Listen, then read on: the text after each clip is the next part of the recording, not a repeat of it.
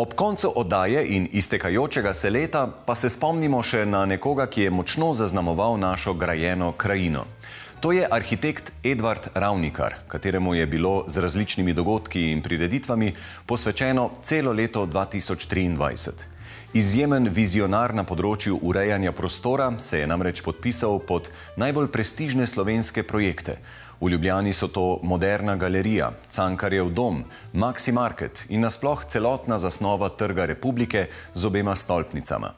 V Kranju je pustil pečat z občinsko palačo, hotelom Krejna, podružnico nekdanje Narodne banke in stavbo Globus.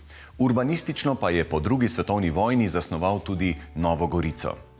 Del Ravnikarjevega opusa, predvsem pa vpogled v kompleksnost njegovega razmišljanja in ustvarjanja, lahko pobliže spoznate na razstavi Struktura modernosti iskanja Edvarda Ravnikarja, ki bo vse do 19. maja 2024 na ogled v Muzeju za arhitekturo in oblikovanje v Ljubljani.